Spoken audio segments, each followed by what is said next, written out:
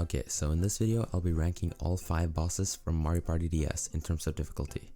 Now, keep in mind that this is from a speedrunning perspective, so some of the numbers you might not agree with. I'll divide each boss into 4 categories. Vanilla difficulty, just like how hard the boss is in general. RNG, how luck dependent the fight is. Tricks, different strats and tech in the fight. And just overall difficulty. I'll be ranking them on a scale from 1 to 5 stars, with 5 being very difficult and 1 being easy. Let's get into it. First we have Feed and Seed, and I want to put vanilla difficulty to 2 stars. As a casual player, the rapid pressing of phase 3 is really hard to begin with, but it gets relatively easy once you get more used to it. As for the RNG, I decided to put it at 1 star. Now there is RNG in the fight, it's just not anything that really affects anything other than like blindfolded runs. As for tricks, it's getting 1 star as well. Basically no tricks in this fight, just precise timings on a world record level. Overall, 2 stars. As for Hammer Chime, I would put his vanilla difficulty to 2 stars. I think Hammer Chime is a boss that's easy to take damage to, but it's kinda hard to die. Because when you take damage, you have time to recover, and you can look at his pattern again. As for RNG, it's gonna get 3 stars. This is the second most RNG dependent fight in the game, but the RNG doesn't lose you an insane amount of time, at most about half a second. For tricks, I decided on 2 stars. Now he doesn't have any proper tricks that affect the gameplay or anything, but timing drums early is something that does take a lot of practice to get right. Overall, 3 stars. Now we're getting into the actually interesting fights.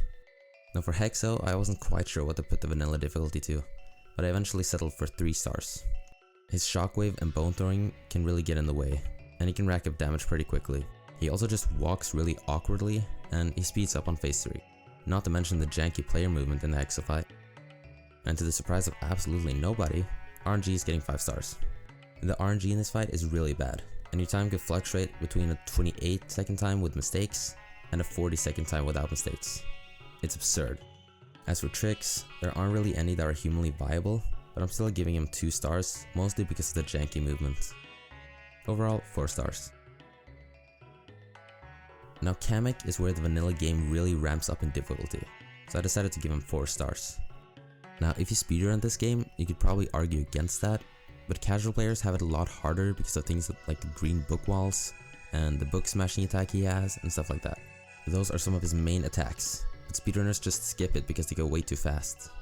As for RNG, I'll put it at 2 stars, because he has the 50-50 left and right, which do affect the time somewhat, but it's not that significant. And then the tricks. Now if you know anything about Boss Bash speedrunning, you know that this shit is going straight to 5 stars. This fight is absurd. In fact, there's so many tricks that have changed this fight. It brought the task from a high 123 to a 109 flat. That's insane. The current strat literally involves not kidding 100 frame perfects just to get into the door to the fight itself. Overall, 4 stars. Then there's Bowser. Now you could argue that he's the hardest fight in the game, but I think from a vanilla perspective, he's about equal to Kamek, if not slightly harder. Still not enough for 5 stars, so I'll give him 4. As for RNG, there is literally none, and he's the only fight without it.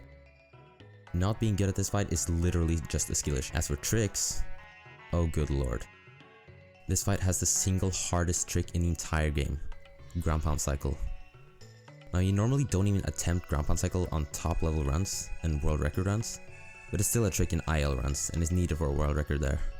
The way easier but still hard Crack Cycle almost deserves 5 stars as a standalone.